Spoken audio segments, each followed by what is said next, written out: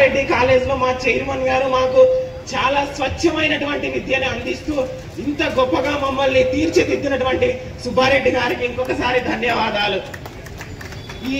ఈ వేదిక మీదకు పిలిచి నాతో ఇన్ని మాటలు మాట్లాడించినందుకు కార్యనిర్వాహకులు కూడా ధన్యవాదాలు.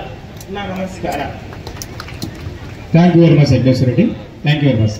అదేవిధంగా ఈ కార్యక్రమానికి ముఖ్య అతిథిగా వచ్చేసిన నాయకులు పార్లమెంట్ సభ్యులు విధానంగా మన కార్యక్రమాన్ని అంతా తిలకిస్తామని చెప్పినారు కాబట్టి వారికి చివరిగా మాట్లాడిస్తూ ఈ కార్యక్రమానికి మన కర్నూలు మాజీ శాసనసభ్యులు శ్రీ ఎస్పీ మోహన్ రెడ్డి గారు వచ్చేస్తున్నారు. వారు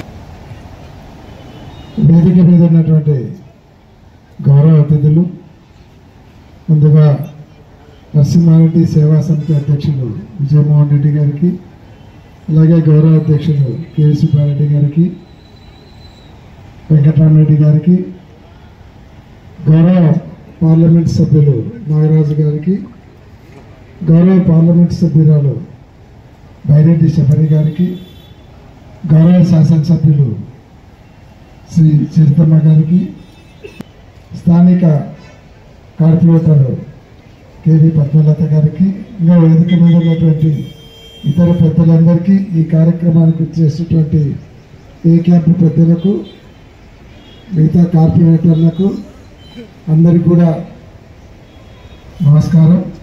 అలాగే విద్యార్థులందరికీ కూడా శుభాకాంక్షలు. ఈరోజు ప్రతి సంవత్సరం కూడా మేలవాడ నరసింహారెడ్డి గారి జయంతిని ఏ క్యాంపులో ఉన్నటువంటి నరసింహారెడ్డి వర్ధంతిని ప్రతి సంవత్సరం కూడా చాలా ఘనంగా ఇక్కడ ఉన్నటువంటి సేవా సమితి వారు నిర్వహించడం చాలా సంతోషం. ఎందుకంటే ఆ రోజు విగ్రహం పెట్టేటప్పుడు చాలా అడ్డంకులు వచ్చినప్పటికీ ఏ క్యాంపులో ఉన్నటువంటి కమిటీ వాళ్ళందరూ కూడా ధైర్యంగా ఎదుర్కోవడం జరిగింది.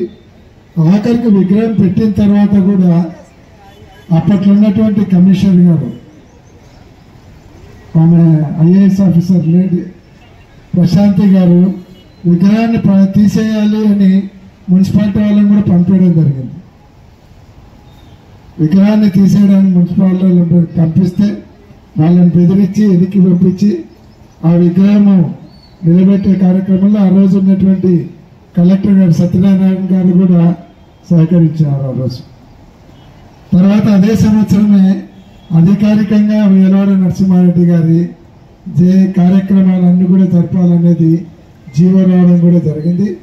ఆ రోజు అఖిలమ్మ కూడా వచ్చి నిలబడి విగ్రహం పెట్టేటప్పుడు ఉండడం జరిగింది. కాబట్టి ఈ విగ్రహం పెట్టేటప్పుడు వెంకటరామరెడ్డి గారు ఇంకా పూర్తిగా చెప్పలేకపోయారు. ఆ రోజు అంత కష్టపడి విగ్రహం పెట్టేటువంటి పరిస్థితి వచ్చిందంటే పరిస్థితులు ఎట్లుంటాయనేది మనం ఆలోచించాలి. ఒక స్వాతంత్ర సమరయోధుడు, మొట్టమొదటగా బ్రిటిష్ వాళ్ళ మీద సాయుధ పోరాటం మొదలుపెట్టి ఎదురు తిరిగినటువంటి ధైర్యశాలి నరసింహారెడ్డి గారు ఎదురు తిరిగిన తర్వాతనే వివిధ రకాలుగా స్వాతంత్ర పోరాటాలు జరిగినది మనకందరికీ తెలుసు.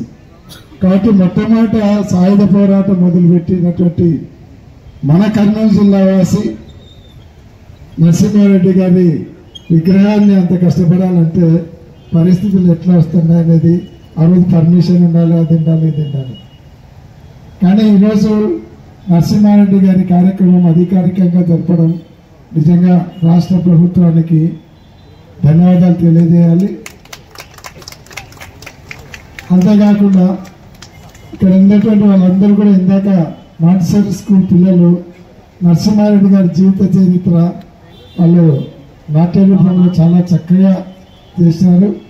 ముఖ్యంగా నేను ఇక్కడ ఉన్నటువంటి రాజశేఖర్ గారికి చెప్తా ఉన్నాను, ఎందుకంటే మాకు కె సుబ్బారెడ్డి గారి కాలేజ్ ఉంది. కానీ స్వాతంత్ర సమరయోధులు ఉన్నారో వాళ్ళ జీవిత చరిత్రను పిల్లలందరూ కూడా మనము బాగా నేర్పించగలిగితే, లేకపోతే ఈ రోజుకి చాలా మందికి గాంధీ తాత అంటే హాలిడేస్ అన్నాడు కాబట్టి గాంధీ తాతను గుర్తుపెట్టుకునే పరిస్థితులు వస్తున్నాయి. కాబట్టి అట్లా కాకుండా ఎవరైతే ఆ రోజు స్వాతంత్ర సమరయోధులు ఉన్నారో వాళ్ళ గురించి కూడా పాఠ్యాంశాలలో చేరితే రాబోయేటువంటి పిల్లలకు వాళ్ళ తరాలకు దేశం అంటే ఏమిటి, ఎంతమంది ప్రాణాలు పెట్టారు, ఎటువంటి పోరాటాలు చేసినారు, ఇవన్నీ కూడా వాళ్ళకి తెలియాల్సిన అవసరం ఉంది. తెలిస్తే వాళ్ళకు కూడా సమాజం పట్ల ఒక బాధ్యత పెరుగుతుంది. కాబట్టి పాఠ్యాంశాలలో దీన్ని ముఖ్యంగా చేర్పించాలని కూడా ప్రత్యేకంగా నేను విద్యా శాఖ వారికి కావచ్చు, ఇలాంటి ఇక్కడ ఉన్నటువంటి ప్రైవేట్ స్కూల్ యాజమాన్యాలకు కావచ్చు నేను మనవి చేస్తున్నాను. చాలామంది వ్యక్తులు ఉన్నారు. నరసింహారెడ్డి గారి గురించి తెలియని వ్యక్తి లేదు. ఈ సందర్భంగా వేరే విషయాలు మాట్లాడడం కూడా అంత కరెక్ట్ కాదనుకుంటున్నాను. కాబట్టి ఈరోజు ఇంత కార్యక్రమాన్ని ఇంత ఘనంగా నిర్వహించినటువంటి నరసింహారెడ్డి సేవా సమితి వారికి మనస్ఫూర్తిగా ధన్యవాదాలు తెలియజేస్తూ సెలవు తీసుకుంటా ఉన్నాను. జై Hind. Thank you very much sir. Thank you. అదేవిధంగా ఈ కార్యక్రమానికి టీజీవీ కళాక్షేత్రం అధ్యక్షులు బంగారు నంది అవార్డు గ్రహీత ఉయ్యాలవాడ నరసింహారెడ్డి పద్య నాటక దర్శకుడు శ్రీ పత్తి ఓపులయ్య గారు వచ్చినారు. వారిని వేదిక మీద ఆహ్వానిస్తున్నాం.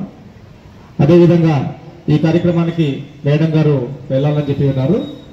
పాణ్యం శాసనసభ్యులు శ్రీమతి గౌరవ చరితారెడ్డి మేడం గారు, అందరి బంధువు, తన వద్దకు వచ్చిన ప్రతి ఒక్కరిని కూడా అభిమానంతో పలుకరించిన మేడం గారు. ఉయ్యాలవాడ నరసింహారెడ్డి వర్ధంతి 178వ వర్ధంతి సందర్భంగా అలాగే గౌరవ అధ్యక్షులు కేవీ సుబ్బారెడ్డి గారికి, అలాగే కర్నూలు ఎంపీ గారికి, అలాగే నంద్యాల ఎంపీ గారికి, వేదికను అలంకరించిన పెద్దలందరికీ, ఈ కార్యక్రమానికి విచ్చేసిన రెడ్డి సోదర సోదరీమణులందరికీ నా హృదయపూర్వక నమస్కారాలు తెలియజేసుకుంటున్నాను. అలాగే విద్యార్థులకు శుభాశీషులు.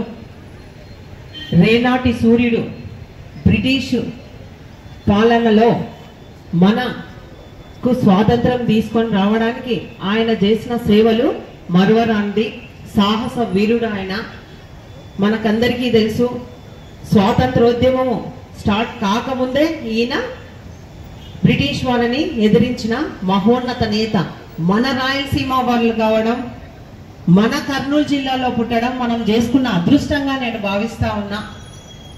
ఎందుకంటే రాయలసీమ అంటేనే పౌరుషానికి ప్రతీక.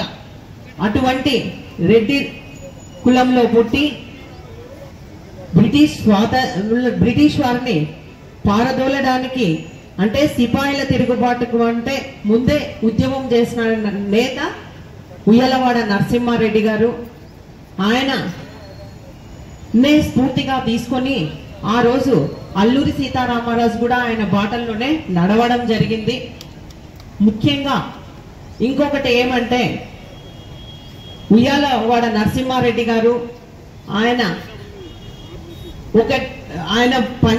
ఎలా పనిచేశారంటే, ఆయన ఎవ్వరికి తల ఉంచాడు.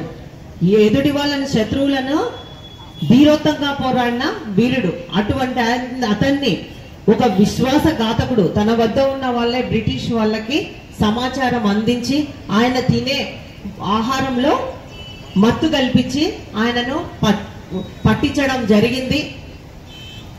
1847 ఫిబ్రవరి 22వ తేదీన ఆయనను బహిరంగంగా ఉరితీసినారు. అంటే ఇంకా బ్రిటిష్ వాళ్ళు ఎవ్వరు ఇటువంటి వారి మళ్ళీ భయపడే రీతిగా ఎవ్వరు ఉద్యమంలో పాల్గొనకూడదని దాదాపు 30 సంవత్సరాలు ఆయనని బహిరంగంగా వేలాడదీయడం జరిగింది. 1877 వరకు. చూడండి, అంత మనోహన్నత వ్యక్తి ఆయన. రాయలసీమ వాసులంటే ప్రేమాభిమానాలకు, త్యాగాలకు ప్రతీక. అంతేగాక ఎంతో మంది మహానుభావులు ఉన్నారు, మహాదాతలు ఉన్నారు.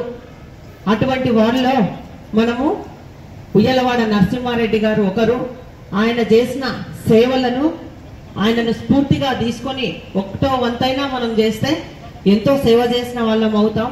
అంతేకాకుండా ముఖ్యంగా చిన్నారులకు కూడా ఆయన జీవిత చరిత్రను తెలియజేయాల్సిన అవసరం ఎంతైనా ఉంది. పాఠ్యాంశంలో కూడా ఆయన జీవిత చరిత్రను తెలియజేయాలి. ఈ రోజు రాష్ట్ర ప్రభుత్వం కూడా ఈ కార్యక్రమాన్ని అధికారికంగా చేయడం చాలా సంతోషించదగ్గ విషయం. ముందు కూడా ఎంతో మంది పేదవాళ్లకు ఈ సమితి తరపున, ఉయ్యాలవాడ నరసింహారెడ్డి సేవా సమితి తరపున ఎన్నో కార్యక్రమాలు చేస్తా ఉన్నారు. సంతోషము. కాబట్టి అందరూ ఆయనను ఆదర్శంగా తీసుకొని ముందుకెళ్లాలని కోరుకుంటూ ఈ అవకాశం ఇచ్చిన